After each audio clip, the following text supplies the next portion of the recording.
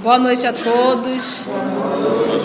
Hoje, 12 de agosto de 2016, estamos reunidos em torno da obra Paulo e Estevão. Nós estamos no capítulo que retrata as epístolas. A semana passada, nós acompanhamos a tristeza de Paulo, o apóstolo, na quantidade de mensageiros que estavam chegando, falando das dificuldades que estavam sendo vividas dentro das igrejas fundadas. E todas as igrejas solicitavam a presença do apóstolo.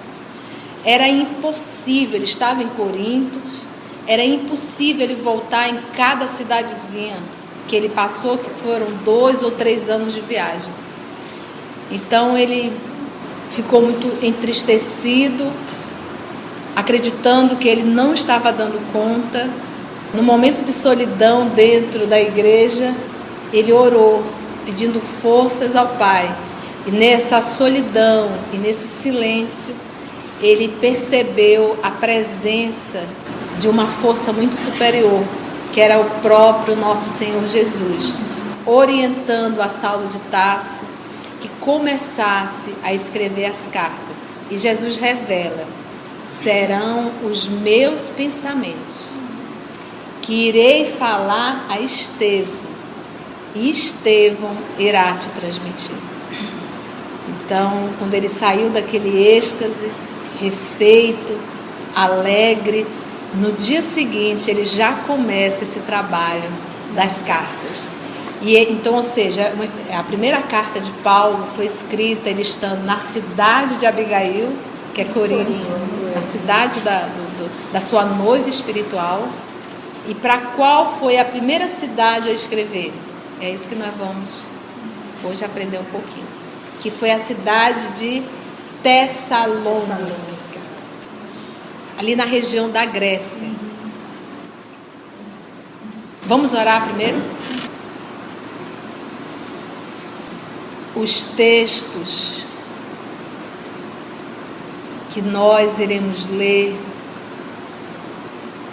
Senhor Jesus, são textos e revelações de ordem divina, detalhes do trabalho do apóstolo Paulo. Te rogamos, amor de nossa vida, que nos ajude a preparar o nosso terreno interior, para que ela possa estar preparada para receber as sementes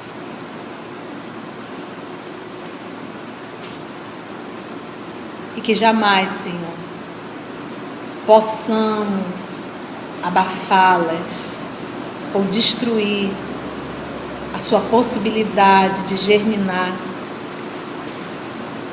se nós perseverarmos na acomodação das nossas imperfeições. O desejo já é de mudança, Senhor.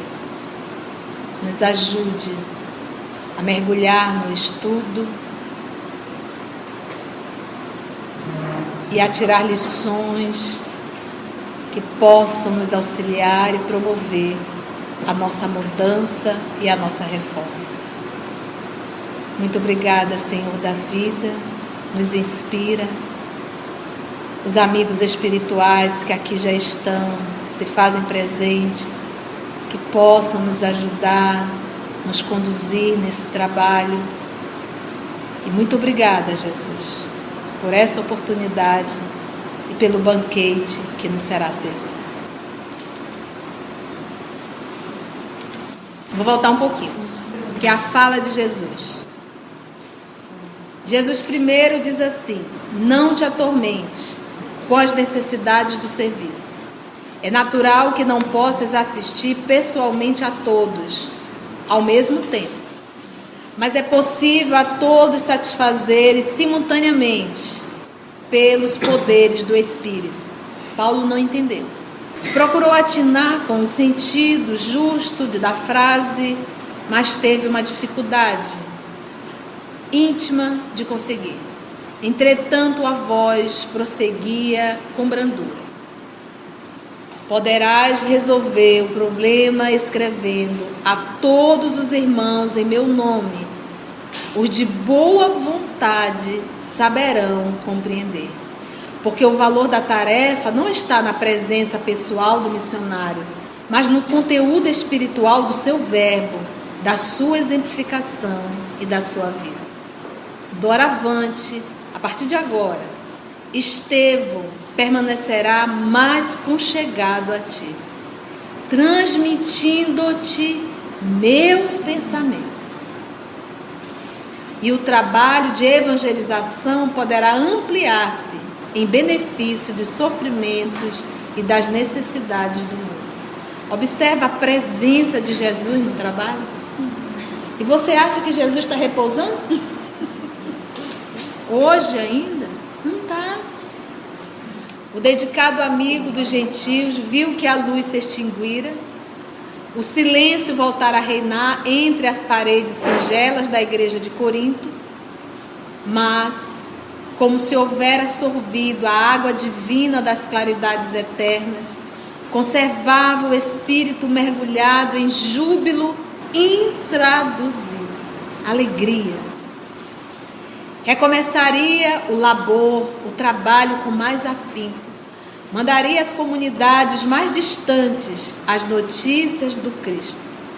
De fato, logo no dia seguinte chegaram portadores de Tessalônica com notícias desagradabilíssimas. Os judeus haviam conseguido despertar na igreja novas e estranhas dúvidas e contendas, discussões. Timóteo corroborava com as observações pessoais. Reclamavam a presença do apóstolo com urgência, mas este deliberou pôr em prática o alvitre, a proposta do mestre, e recordando que Jesus lhe prometera associar Estevão à divina tarefa, julgou não dever atuar por si só e chamou Timóteo e Silas para redigir a primeira de suas famosas epístolas. Então, a primeira carta que Paulo mandou foi a Tessalônica. Assim começou o movimento dessas cartas imortais, e são, até hoje. No Novo Testamento está publicado 14 cartas, mas com certeza ele não escreveu só 14 cartas, foi o que restou, foi o que sobrou. Assim começou o movimento dessas cartas imortais, cuja essência espiritual provinha da esfera do Cristo. Gente, a carta de Paulo a Coríntios: nem que eu fale a língua dos homens e dos anjos, nem que eu tenha o dom de profetizar, sem amor eu nada serei. Poderei ser como um símbolo, coisa, gente, é um poema. Quando eu leio a carta eu choro, porque não tem como. Isso não vem de uma mente humana. Assim começou o movimento dessas cartas imortais, cuja essência espiritual provinha da esfera do Cristo, através da contribuição amorosa de Estevão, companheiro abnegado e fiel daquele que se havia arvorado na mocidade em primeiro perseguidor do cristianismo. Então, justamente Estevão, a vítima, unida ao algoz para refazer o trabalho, construir o trabalho da divulgação do cristianismo. Percebendo o elevado espírito de cooperação de todos às obras divinas, Paulo de Tarso nunca procurava escrever só. Olha a sabedoria dele. Ele nunca escrevia as cartas só. Por quê? Paulo de Tarso nunca procurava escrever só. Buscava cercar-se, no momento, dos companheiros mais dignos dignos. Socorria-se de suas inspirações, consciente de que o mensageiro de Jesus, quem é o mensageiro de Jesus? Era quem? Estevão. Quando não encontrasse no seu tom sentimental, as possibilidades precisas para transmitir o desejo do Senhor, teria nos amigos instrumentos adequados. Olha a humildade dele. Se eu não estiver bem para receber a inspiração de Estevão, os outros poderão estar bem e contribuir com o trabalho. Então Paulo, ele ditava as cartas, ele não escrevia de próprio punho. Então algumas cartas nós vamos ver, e a minha assinatura eu assino com as minhas próprias mãos. Aí você diz, então não foi ele que escreveu. Tem também um outro que diz assim, mande beijo para fulano, beijo para cigano, abraço para cicrano, abraço para... E eu que estou escrevendo, mando abraço para... Aí o pessoal se assusta de novo. Pô, estou dizendo, não era Paulo que escreveu esse carta. Então aqui o Emmanuel explica, ele nunca escrevia as cartas sozinho. Ele ditava as cartas. Se ele não tivesse em sintonia, em uma harmonia e uma boa vibração para receber a inspiração, os amigos que ele colocou aqui, divinos, dignos, os amigos, moral, poderiam receber essa inspiração. Gente, lembrando sempre da irmã Aila, falada pelo nosso irmão Haroldo, ela tem doutorado na carta aos Hebreus. Ele presenteou esse livro a ela. E ela disse assim, vocês espíritas não sabem o tesouro que vocês têm em mãos. Porque aqui tem detalhes que eles não conseguem entender. Lendo isso aqui, você consegue entender. Além das outras obras não comentarem a visão espiritual do ambiente em que ele vivia, Emmanuel recebeu autorização especial do apóstolo Paulo para escrever esse livro. E foi orientado por ele durante o processo. Esteve na Fazenda Modelo. Essa obra vem muito Paulo. E ele trabalhou com Paulo para ter certeza de que a obra estaria fiel aos fatos e que transmitisse a mensagem. Desde então, as cartas amadas e célebres, tesouro de vibrações de um mundo superior, eram copiadas e sentidas em toda a parte. Vamos iniciar aqui. A carta de Paulo a Tessalonicenses. Quem estava presente? Está aqui. Paulo, Silvano e Timóteo. Volta o livro. Quem estava lá? Quem está nesse momento aqui? Silas é o Silvano. Paulo, Silvano e Timóteo, a igreja de Tessalônica, em Deus Pai e no Senhor Jesus Cristo, a vós graça e paz. Então, no início ele já assina quem está. É Paulo, Timóteo, e ele chama Silvano que assina. Ação de graças e felicitações. Damos graças a Deus por todo vós, sempre que fazemos menção de vós em nossas orações. É que recordamos sem cessar aos olhos de Deus, nosso Pai, a atividade de vossa fé, o esforço da vossa caridade e a perseverança de vossas esperanças em nosso Senhor Jesus. A atitude de Paulo durante sua estada em Tessalônica. Bem sabeis, irmãos, eu adiantei mais, que não foi inútil a nossa estada entre vós. Sabeis que sofremos e fomos insultados em Filipos. Decidimos, contudo, confiado em nosso Deus, anunciar-vos o Evangelho de Deus no meio de grandes lutas, pois a nossa exortação nada tem de intenções enganosas, de motivos espúrios, nem de astúcias. Uma vez que Deus nos achou dignos de confiar-nos o Evangelho, falamos não para agradar os homens, mas sim a Deus, que prescruta o nosso coração. Eu não me apresentei com adulações, como sabeis, nem com secreta ganância. Deus é testemunha. Tampouco procuramos o elogio dos homens, quer vosso, quer de outrem, ainda que nós, na qualidade de apóstolo de Cristo, pudéssemos fazer valer a nossa autoridade. Pelo contrário, apresentamo-nos no meio de vós, cheios de bondade, como uma mãe que acaricia os filhinhos. Tanto bem vos queríamos que desejávamos dar-vos não somente o Evangelho de Deus, mas até a própria vida. A gente lê isso aqui, a gente já estudando, te diz é Paulo. A personalidade, o jeito, porque a inspiração é do Pai, a roupagem é de Paulo, dentro da cultura da época.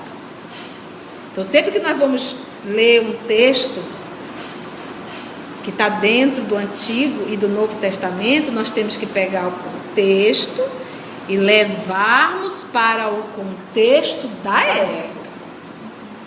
Ok? Vamos voltar para o livro? Eu não sei se essa carta que está aqui, da Tessalonicense, foi justamente essa.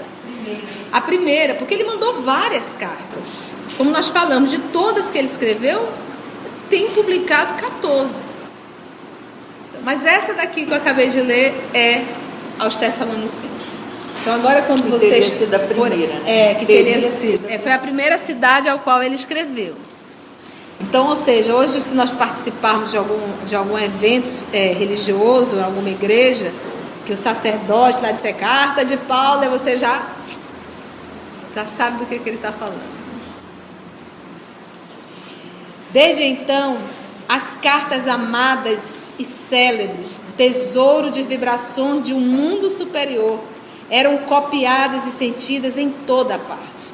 E Paulo continuou a escrever sempre, ignorando, contudo, que aqueles documentos sublimes, escritos muitas vezes em hora de angústias extremas, ele não se destinavam a uma igreja particular. Ele não tinha ideia. Porque nós trabalhamos, quem semeia é o Senhor. Nós não temos ideia o fruto que vai dar. Então Paulo não tinha noção. Quando ele começou as cartas, a ideia era mandar para aquela igreja poder sentir um pouco do consolo e do incentivo. E hoje nós estamos há 2000 anos estudando as cartas de Paulo. Por isso que naquele encontro no livro, é o Obreiros da Vida Eterna, o Missionário da Luz, que vem, se materializa, é o Nobreiros, né? É Nobreiros, é o Asclepio, né? É o Asclepio. Que aí ele, todo mundo aguardando, vai vir um Asclepio, é um espírito que já não tem mais nem um corpo perispiritual denso, vai ter que se materializar aqui. Ele se materializou, só o busto, dentro de uma redoma, e todos ali, quem era que iria fazer as perguntas? Os futuros trabalhadores que vinham à Terra para ajudar. Mas não encarnado, em espírito. Em espírito. Naquele momento eles poderiam fazer perguntas. Quando Asclepio se materializou, começaram as perguntas. Ele, Asclepio, não deu uma resposta de ordem particular. Ele estava com pergaminhos em mãos. Ele abriu o pergaminho, você fazia uma pergunta, ele abriu o pergaminho e lia. E 95% eram cartas de Paulo. Porque as cartas de Paulo é direcionado aos trabalhadores do Cristo.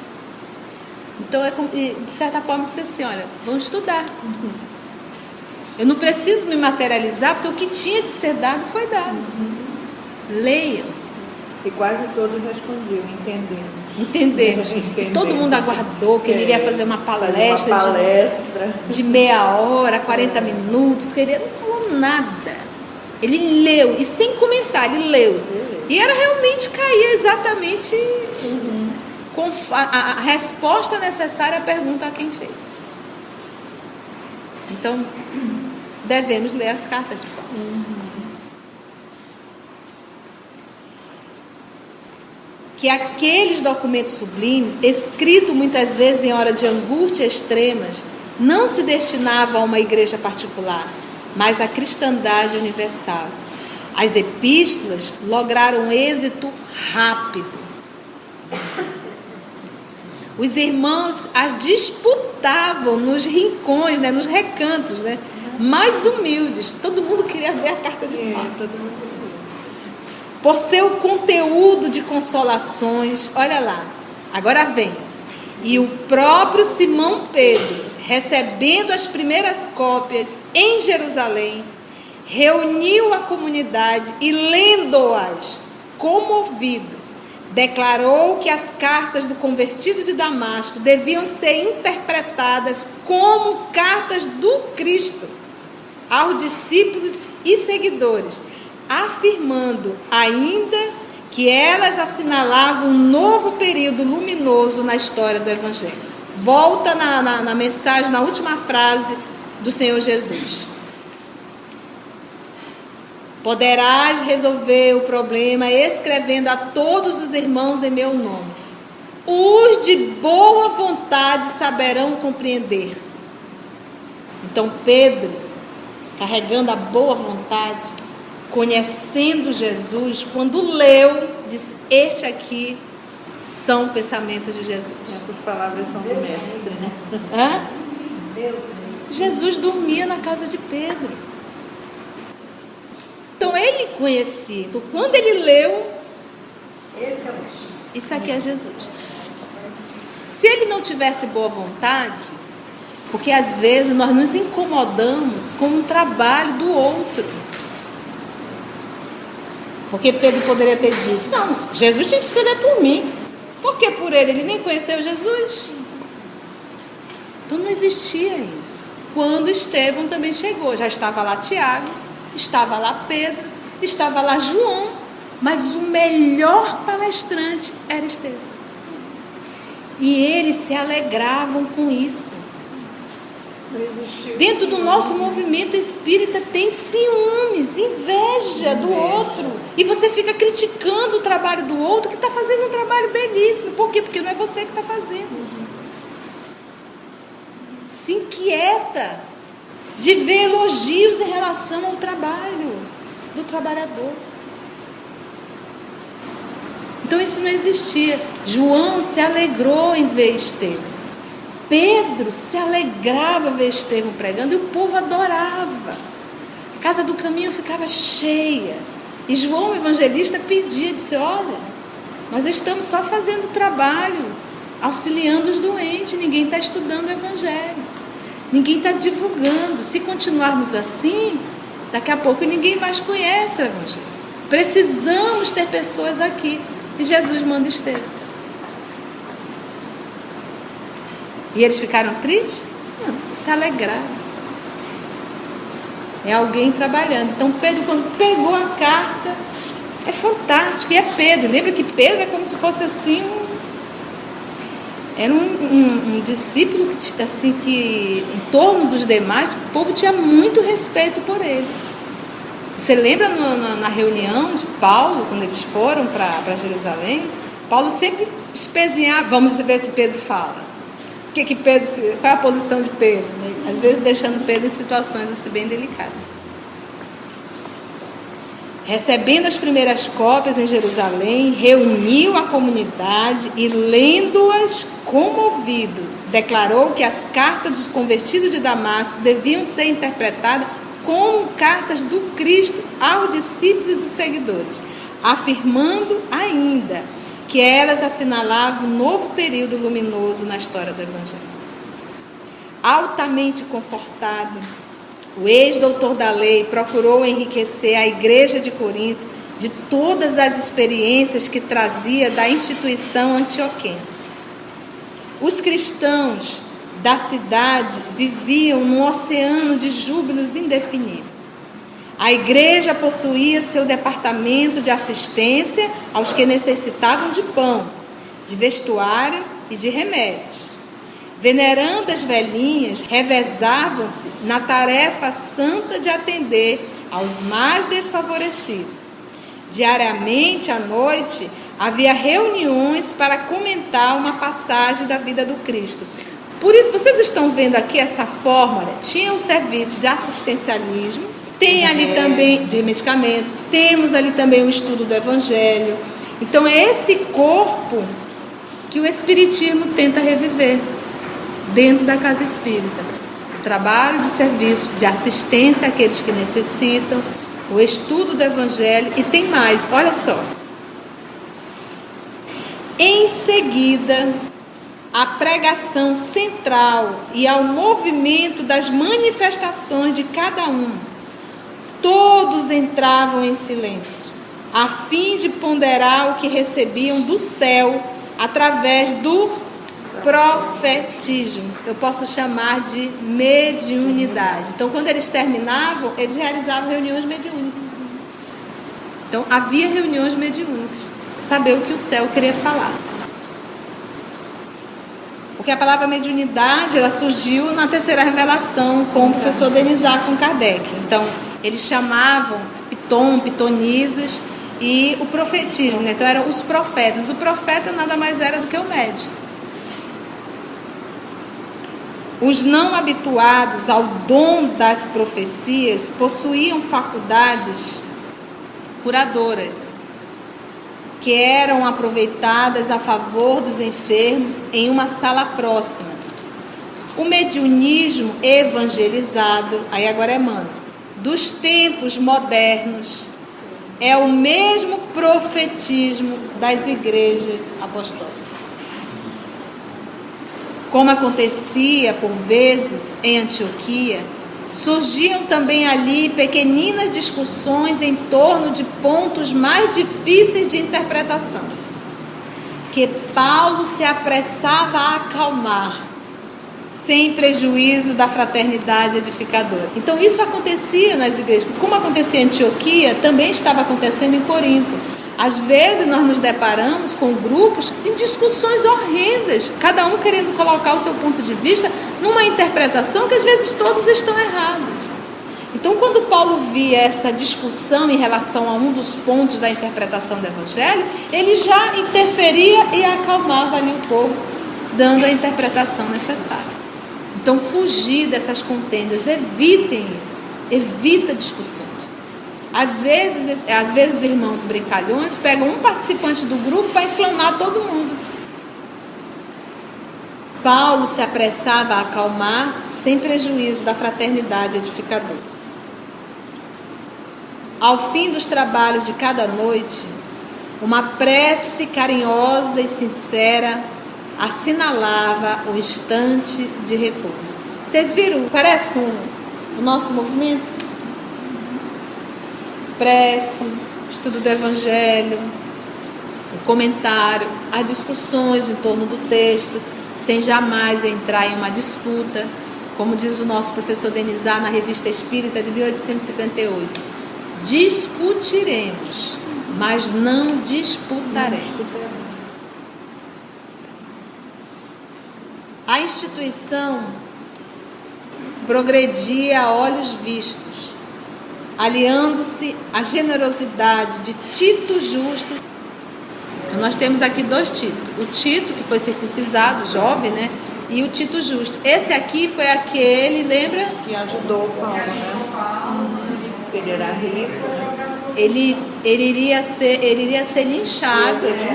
E ele conseguiu tirá-lo de lá. E ele era um romano, mas já cristão.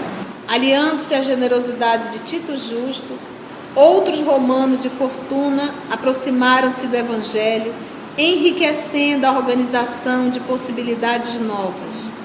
Os israelitas pobres encontravam na igreja um lar generoso, só os pobres, os ricos não iam, onde Deus se lhes manifestava em demonstrações de bondade, ao contrário das sinagogas, em cujo recinto, em vez de pão para a fome voraz, de bálsamo para as chagas do corpo e da alma, encontravam apenas a rispidez de preceitos tirânicos nos lábios de sacerdotes sem piedade. Irritados com o êxito inexcedível do empreendimento de Paulo de Tarso, que se demorava na cidade já por 1 ano e 6 meses, nós estamos aqui entre 53 e 54 já. Período da primeira carta de Paulo. 52, 53. Demorava na cidade já por 1 ano e 6 meses, tendo fundado um verdadeiro e perfeito abrigo para os filhos do Calvário. Os judeus de Corinto